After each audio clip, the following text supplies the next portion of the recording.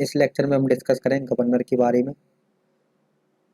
देखो, जो गवर्नर है वो आर्टिकल 153 में दिया है इंडियन कॉन्स्टिट्यूशन में, ठीक है। और इंडियन कॉन्स्टिट्यूशन ये कहता है कि ऑफिस ऑफ गवर्नर होगा प्रत्येक स्टेट में आर्टिकल 153 में। और सारे जो स्टेट के एग्जीक्यूटिव फंक्शन होंगे वो गवर्नर के नाम पर होते हैं। प्रेसिडेंट में सेंट्रल के जो यूनियन के फंक्शन होते हैं उसमें प्रेसिडेंट कर लेता है डिसीजंस, ठीक है। और स्टेट में गवर्नर के नाम पर होते हैं। गवर्नर जो होता है काउंसिल ऑफ मिनिस्टर्स, जो स्टेट लेजिस्लेचर का जो काउंसिल ऑफ मिनिस्टर होते हैं उसके बेसिस पर फंक्शन को डिस्चार्ज करता है, ठीक है, अपनी ड्यूटीज को, जो कि चीफ मिनिस्टर के द्वारा हेड की जाती है। सो गवर्नर की जो पोजीशन है स्टेट में वो बिल्कुल प्रेसिडेंट की पोजीशन सेंटर में बिल्कुल उसके सिमिलर होती है, ठीक है। प्रत्येक स्टेट में गवर्नर है, लेकिन जो 7वां कॉन्स्टिट्यूशनल अमेंडमेंट एक्ट था 1956 का, उसने ये प्रोविजन किया कि सेम पर्सन जो होता है, एक ही आदमी को दो जगह गवर्नर की तरफ पोस्टेड किया जा सकता है, ठीक है। दो या दो से अधिक स्टेट में पोस्ट किया जा सकता है। ये इंपॉर्टेंट है कि 7th कॉन्स्टिट्यूशनल जो अमेंडमेंट था, 7th कॉन्स्टिट्यूशनल अमेंडमेंट 1956 ये कहता है कि एक या एक से अधिक राज्यों में एक ही गवर्नर हो सकता है, ठीक है। दूसरा, क्वालिफिकेशन की बात करें, क्वालिफिकेशन की बात करें तो क्या क्या है। देखो, क्वालिफिकेशन में कुछ नहीं है, भारत का नागरिक हो, ठीक है, 35 साल उसकी उम्र हो, ऑफिस ऑफ प्रॉफिट होल्ड ना करे, ठीक है, और जो और वो किसी भी पार्लियामेंट या स्टेट लेजिस्लेचर का मेंबर नहीं होना चाहिए, ठीक है। क्या हो गई कंडीशन, भारत का नागरिक हो, 35 साल उसकी उम्र हो, ऑफिस ऑफ प्रॉफिट होल्ड ना करे, और पार्लियामेंट का ना तो पार्लियामेंट का सदस्य हो ना स्टेट लेजिस्लेचर का सदस्य हो, ठीक है। और 7th कॉन्स्टिट्यूशनल अमेंडमेंट हमने पढ़ लिया है, उसमें कहा गया है कि जो गवर्नर होगा वो दो या दो से अधिक राज्यों के लिए बन सकता है, ठीक है। अब बात करते हैं नेक्स्ट, अपॉइंटमेंट कैसे होती गवर्नर की। देखो, गवर्नर जो है वो प्रेसिडेंट के द्वारा अपॉइंट किया जाता है और रिकमेंडेशन करता है यूनियन काउंसिल ऑफ मिनिस्टर्स, ठीक है। केंद्र का जो कैबिनेट होता है, यूनियन काउंसिल ऑफ मिनिस्टर्स होता है, वो अपॉइंट करता है। तो जो गवर्नर होता है इसका जो टर्म है वो आर्टिकल 156 के 3 में दिया गया है 5 साल, ठीक है। हालांकि प्लेजर ऑफ प्रेसिडेंट के पर डिपेंड करता है वो कब तक ऑफिस में रहेगा, लेकिन जनरली आर्टिकल 156(3) ये कहता है कि 5 साल गवर्नर का जनरल टर्म होगा, ठीक है। उसको दोबारा अपॉइंटमेंट मिल सकती है और वो एक स्टेट से दूसरे स्टेट में भी ट्रांसफर हो सकता है, ठीक है। और प्रेसिडेंट उससे पहले रेजिग्नेशन ले सकता है समय से पहले, या वो खुद रिजाइन कर देता है। तो ये सारी कंडीशंस है अपॉइंटमेंट की। नेक्स्ट हम बात करें, गवर्नर जो है, the grounds on which a governor may be removed by president are not laid down in the constitution.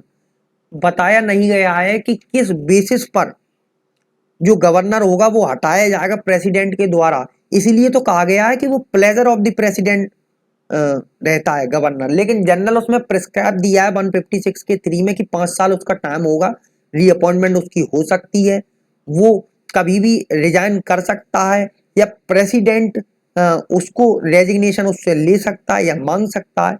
Governor किस बेसिस पर हटाया जाएगा ये कॉन्स्टिट्यूशन में कहीं भी मेंशन नहीं है, ठीक है। अब हम बात करते हैं रिमूवल ऑफ गवर्नर, थोड़ा सा शॉर्ट में देख लेते हैं। आर्टिकल 156 में ये प्रेसिडेंट के द्वारा डिसमिस होता है और उसी के प्लेजर के बेसिस पर ये ऑफिस को होल्ड करता है। दूसरा, आर्टिकल 156 का 2 है, ये प्रेसिडेंट को रेजिग्नेशन देता है गवर्नर। गवर्नर ओथ लेता है, ठीक है। Chief justice of high court जो होते हैं, chief justice of high court होते हैं, उनके द्वारा इनको शपथ दिलाई जाती है, ठीक है। जिस भी स्टेट में वो बनना हो वहां का चीफ जस्टिस होना चाहिए हाई कोर्ट का, या कोई सीनियर मोस्ट जज होता है उसकी एब्सेंस में, ठीक है, उसकी एब्सेंस में सीनियर मोस्ट जज होता है, ठीक है। President's control over the office of governor, ठीक है। ऑफिस ऑफ गवर्नर में प्रेसिडेंट का क्या कंट्रोल रहता है देखते हैं। देखो सबसे पहले अपॉइंटमेंट में और रिमूवल में प्रेसिडेंट का कंट्रोल रहता है। दूसरा,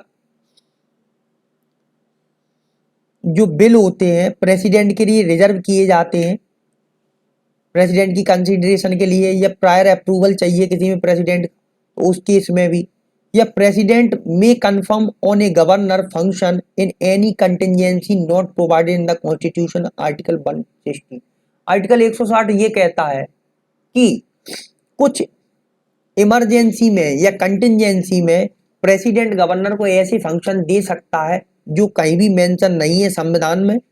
आर्टिकल 160 इसकी पावर प्रेसिडेंट को देता है। और प्रेसिडेंट रूल लगाने के लिए भी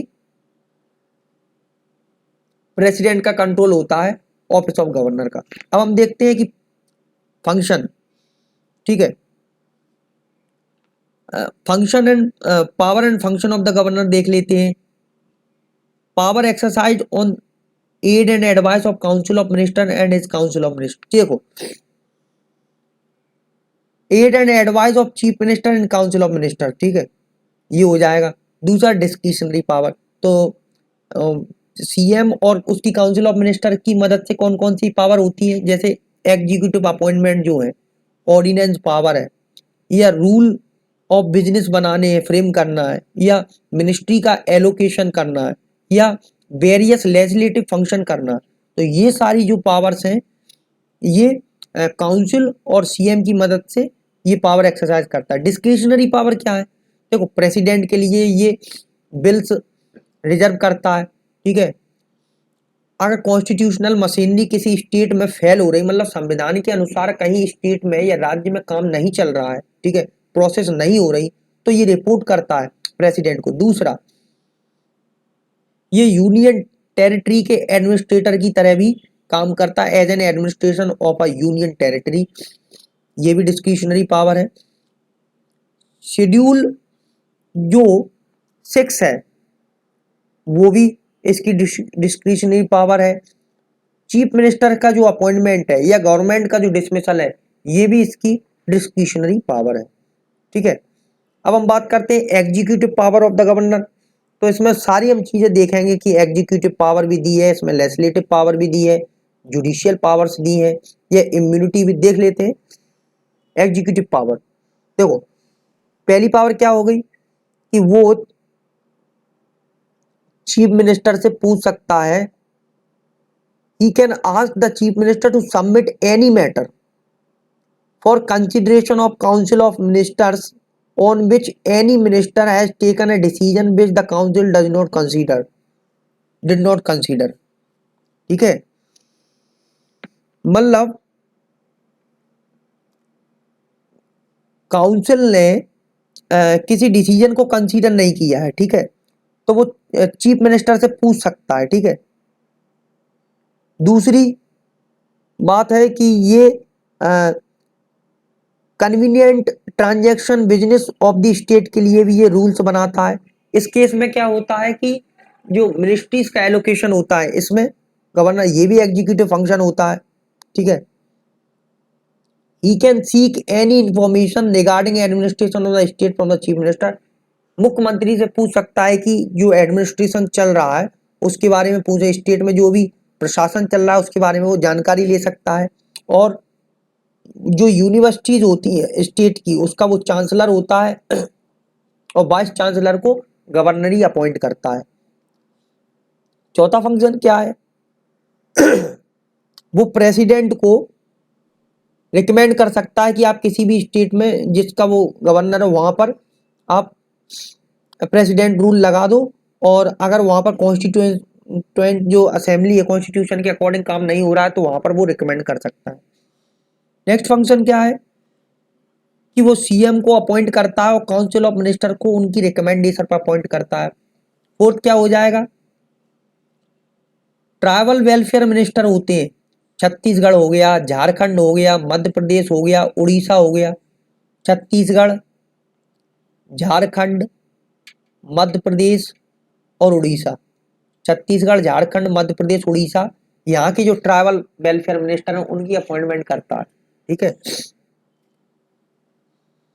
और फिर ये क्या करता है, एडवोकेट जनरल है स्टेट्स के, जो प्लेजर ऑफ गवर्नर के बिहाफ पर ऑफिस होल्ड करते हैं।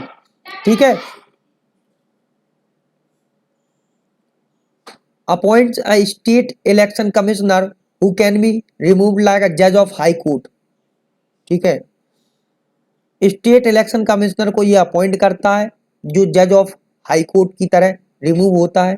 चेयरमैन या मेंबर जो होते हैं स्टेट पब्लिक सर्विस कमीशन के, इनको भी ये अपॉइंट करता है। हालांकि जो स्टेट पब्लिक सर्विस कमीशन के मेंबर्स हैं वो सिर्फ प्रेसिडेंट के द्वारा ही रिमूव किए जा सकते हैं। ठीक है। लेजिस्लेटिव फंक्शन क्या होते हैं, देखो सबसे पहले तो वो आर्टिकल 123 213 के अंतर्गत वो ऑर्डिनेंस को प्रोमलगेट करता है जब स्टेट लेजिस्लेचर सेशन में नहीं होती है, और जो ऑर्डिनेंस होता है वो स्टेट लेजिस्लेचर के द्वारा अप्रूव किया जाता है विद इन 6 वीक। ठीक है।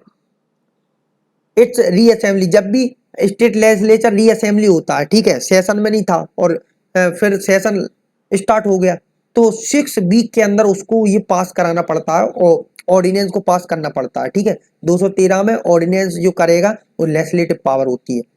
ठीक है। ऑर्डिनेंस किसी भी समय गवर्नर के द्वारा विड्रॉ किया जा सकता है। ठीक है। जो कि स्टेट काउंसिल ऑफ मिनिस्टर के द्वारा इशू किया जाता है उनकी एडवाइस पर या रिकमेंडेशन पर। एंग्लो इंडियंस को नॉमिनेट करता है। ठीक है। एंग्लो इंडियन कम्युनिटी को नॉमिनेट करता है स्टेट लेजिस्लेचर में। If the community is not represented in his view, अगर सही उसको एंग्लो इंडियंस को रिप्रेजेंटेशन नहीं मिल रहा है तो गवर्नर कर सकता है। या 1/6 मेंबर है स्टेट लेजिस्लेटिव काउंसिल के, जैसे art, science, literature, social service, cooperative movement, इस फील्ड से, आर्ट से, साइंस से, लिटरेचर से, सोशल सर्विस से, कोऑपरेटिव मूवमेंट से। ठीक है। तो वो 1/6 मेंबर को स्टेट लेजिस्लेटिव काउंसिल में नॉमिनेट करता है, एंग्लो इंडियंस करता है, और उधर वो ऑर्डिनेंस प्रोमलगेट करता है। ये सब लेजिस्लेटिव पावर है और जिसको 6 वीक के अंदर स्टेट लेजिस्लेटिव काउंसिल से पास कराना होता है। ठीक है। ये क्या करता है, सीएजी की जो रिपोर्ट है, स्टेट पब्लिक सर्विस कमीशन है, स्टेट फाइनेंस कमीशन है, वो स्टेट लेजिस्लेचर के सामने उनको प्रस्तुत करता है इन रिपोर्ट्स को। ये लेजिस्लेटिव पावर हो गई। गवर्नर क्या करता है, स्टेट लेजिस्लेटिव असेंबली है मान लो, ठीक है, उसको एड्रेस करता है, और बोथ हाउसेस एड्रेस कर, कब फाइनल सेशन होता है या तो लेजिस्लेटिव असेंबली का या जनरल इलेक्शन हुए तब ये करता है। ठीक है। तो प्रत्येक साल पहला जो सेशन होता है तो उसको रिप्रेजेंट करता है कौन, एड्रेस करता है गवर्नर, या जनरल इलेक्शंस हुए हैं तो जो पहली मीटिंग होगी तो उस समय भी गवर्नर ही करेगा। बिल्कुल सिमिलर फंक्शंस हैं लाइक अ प्रेसिडेंट। ठीक है। अब क्या करता है, when a bill is passed in the state legislature, ठीक है, और गवर्नर के पास असेंट के लिए जाता है, स्वीकृति या सहमति के लिए जाता है, तो वो क्या कर सकता है, देखो, या तो वो असेंट देगा या विदहोल्ड करेगा अपनी असेंट को, या बिल को रिकंसिडरेशन के लिए पहुंचाता है। When bill is written for reconsideration and the state legislature again passes it with or without amendment, then the governor has to give his assent.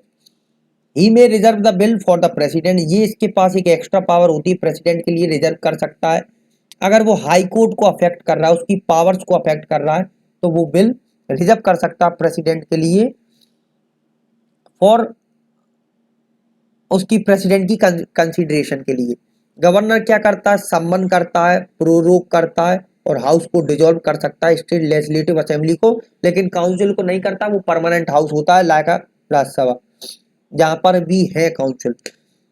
और वो स्टेट लेजिस्लेचर को मैसेज भेज सकता है, कोई बिल अगर पेंडिंग पड़ा है तो उसके बारे में पूछ भी सकता है। ठीक है, मैसेज भेजता है। अब हम बात करते हैं जो इम्यूनिटीज है, क्या इम्यूनिटीज दी गई है। ठीक है,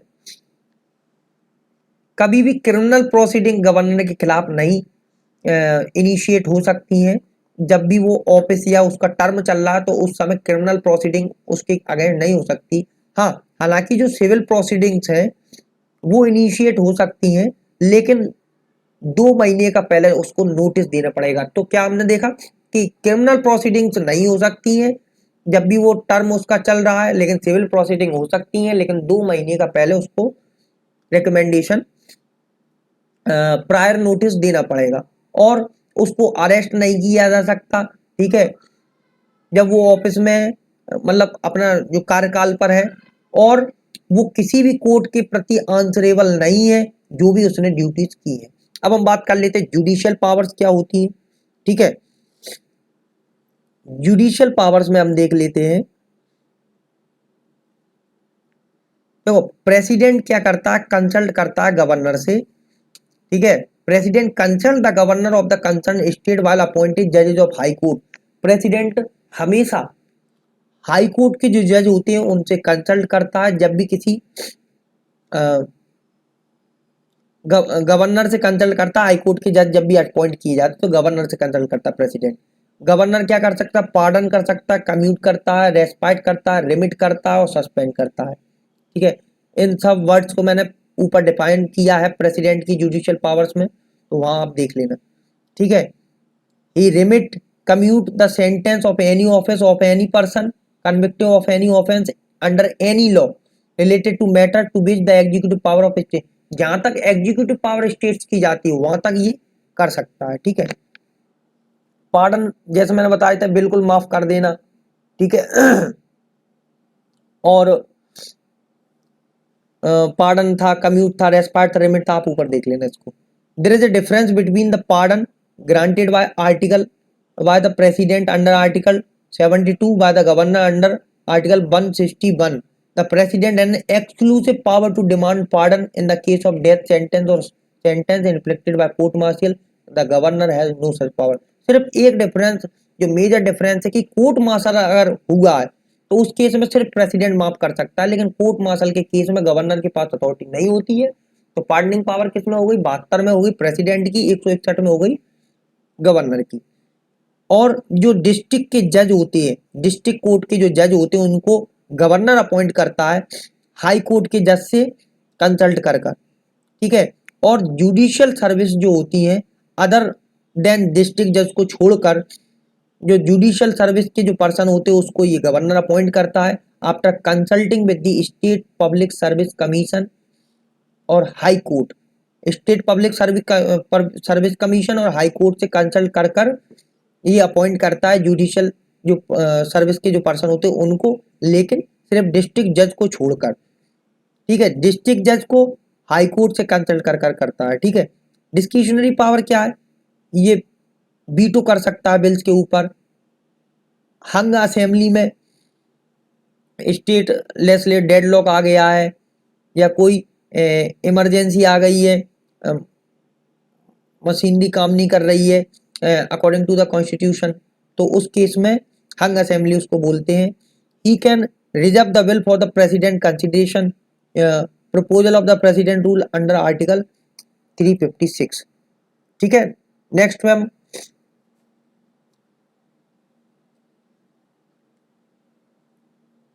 ये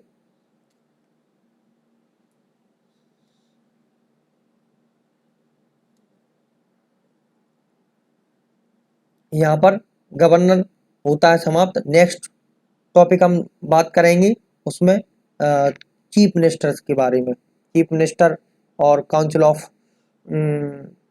मिनिस्टर्स के बारे में पूरा उसको देखेंगे, स्टेट का एग्जीक्यूटिव देखेंगे। ठीक है, थैंक यू।